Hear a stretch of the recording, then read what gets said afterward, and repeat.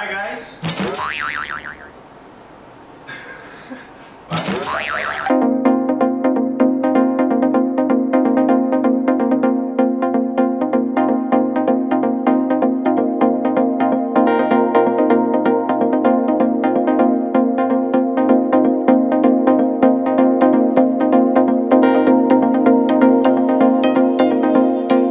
Inspire is signing in for vlog number 9.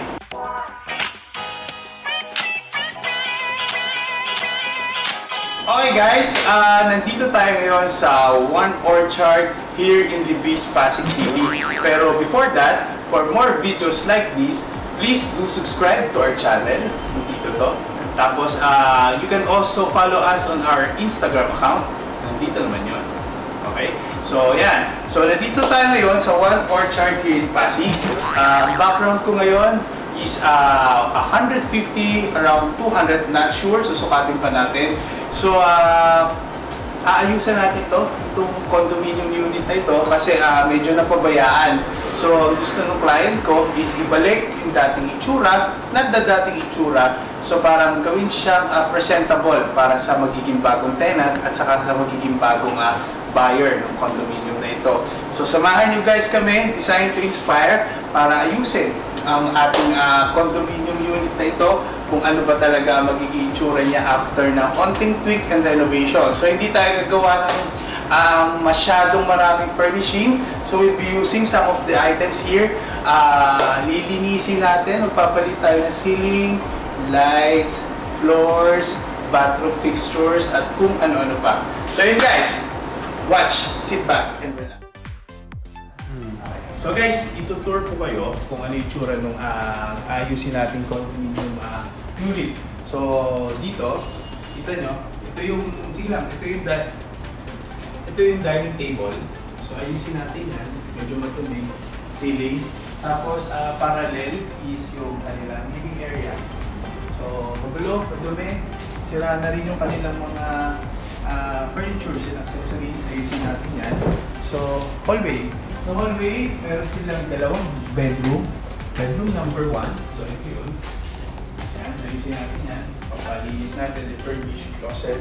Tapos, bila, meron tayong bedroom number 2. Yan. So, yun, tutuloy. Ayusan natin yan. Babalik natin sa tamang ayos. And, meron tayong master bedroom. Master bedroom. Yan, lumang-luma. Hindi siya bagong-bago, lumang-luma. Hindi. Yan. Tapos, side, meron sila ditong banyo. Tapos, nandito naman ang kusina. So, dito ang kusina guys. Yan, kusina nila.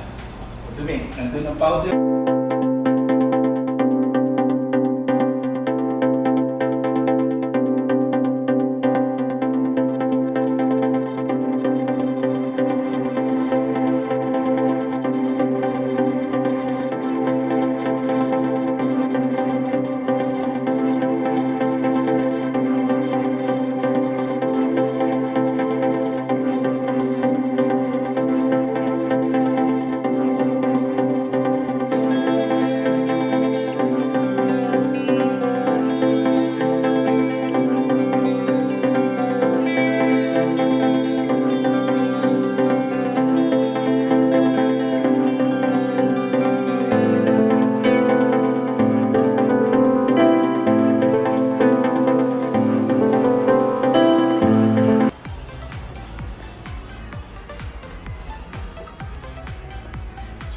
Ito yung gagamitin nating lavatory. Black ang outside, puti yung loob. We'll also use black faucets. Para yan sa dalawang banyo. Tapos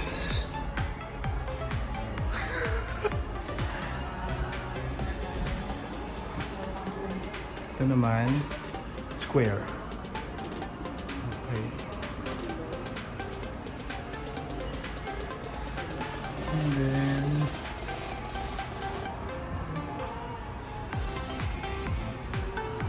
ayun, may sample ba ng sliding door dito? Ayun. Kuna ko lang siya.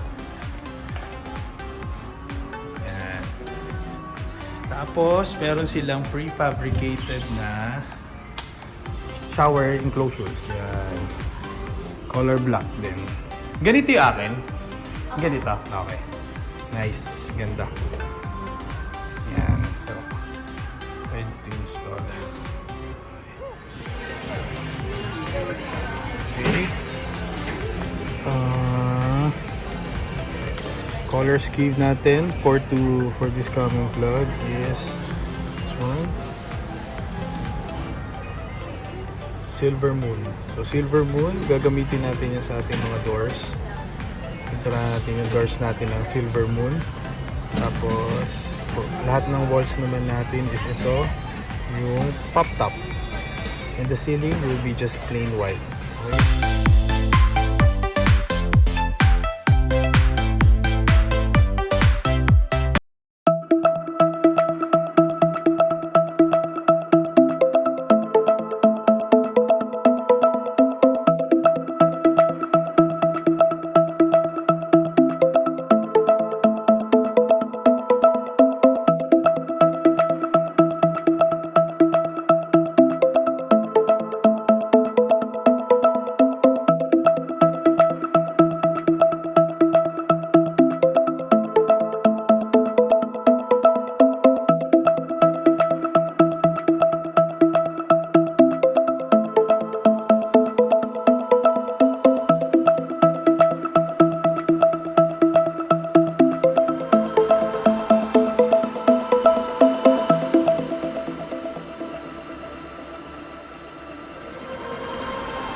Flexible stone.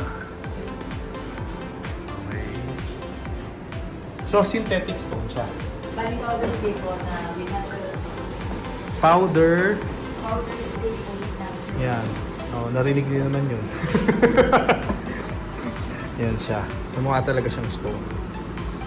So, manipis lang yan. Gagamitin natin siya sa walls, accent walls. And then, gagamitin din natin siya as splashboard. Oh, maganda. Very natural ang itsura. Madami siyang kulay. Yan. Iba-iba. So, may kita niyo yan dito sa Stone 2000. Ayun o, si Princess.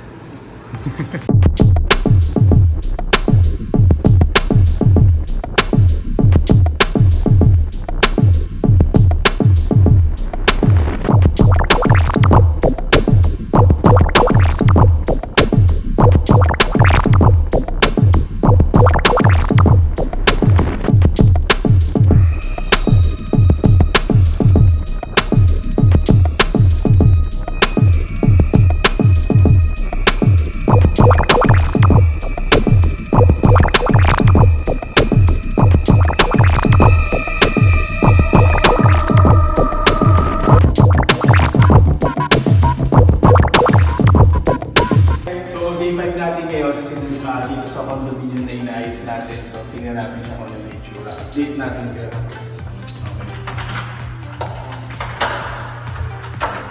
So, medyo magulo pa. Pero napalitan ko na yung mga lights. So, maliwanag na, no? So, ito yung dining area natin. Sasara ko muna, no? Kasi maingay tayo. So, ito na.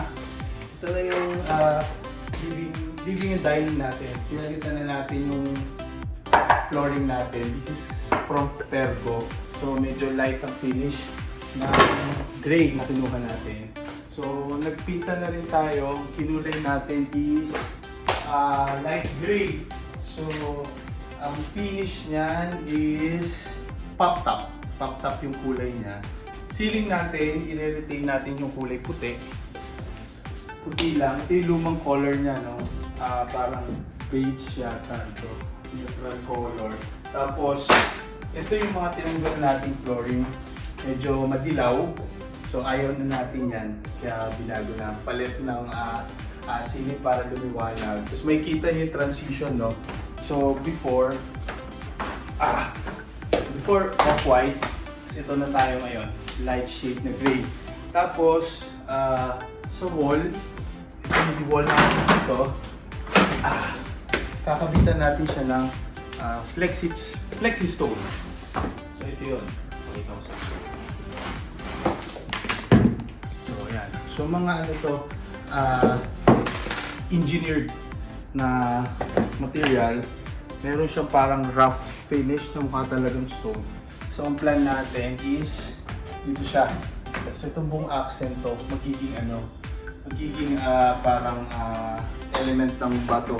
Sisingit-singitan din natin siya ng maliliit na mga parang gold na elements. Tapos ito na yung hallway natin. So hallway, hindi pa natin napapalitan yung ilaw kaya medyo madilim. Naka light gray din siya. And maglalagay tayo ng puting baseboard. So PVC to, mabibili nyo to sa mga depot. So yan, dito yan.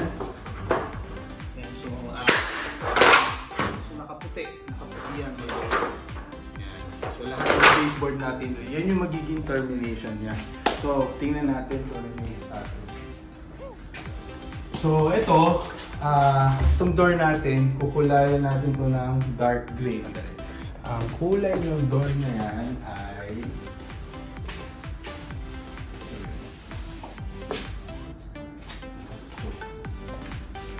tapos papalitan din natin ng handle. Pakita ko lang sa inyo.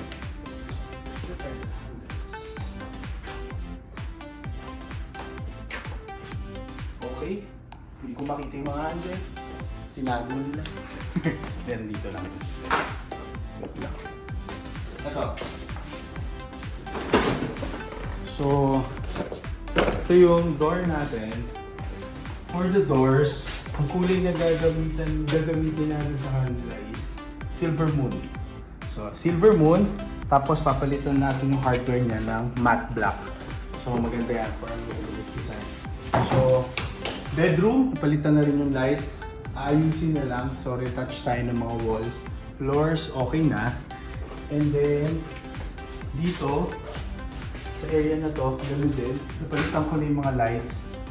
Ayos na lang ng wall, floors. And, para dito sa master, yan, ongoing. Pagpapalit nila ng mga flooring. Tapos, ito nga pala, tinanggal natin yung lumang shower enclosure. Dito naman sa banyo, since hindi tayo pwede mag-major works, so ang papalitan natin is repainting, aalisin ko to. Tapos papalitan natin itong lavatory set. Ito, papalitan din natin to. Tapos painting. Yung tile, ang plan ko, alisin ko yung puti. Strip out the white, tapos gagawin natin to. Kasi ang accent ko dito more on black, mga black finish. So papalitan ko na itim yung mga groove. Napalitan na rin natin ng bagong set. So modern na siya, kinuha ko yung mga nakakanto. Tapos tinanggal yung lumang white shower enclosure, din na kasi gusto yan. So kumuha tayo ng black. Black tapos sliding. Okay? So ayan siya. Balik tayo dito. So ito ang same din. CR, halos same concept. Papalitan na din natin. Ayan. Kitchen. Sa kitchen, maliwanag na. So yan, nagpailaw na yung kitchen. No? So ang plan ko rin sa kitchen, lalagyan natin siya ng splashboard. Papalitan, ayusin lahat ng pinto. So ang kulay kasi gagamitin natin dito is shades of gray, black and white. So basically yun lahat yun. So ayan yung update. Ngayon, day 5 natin. So this coming week, Monday, babalik sila lahat sa work. So yun, back to you guys.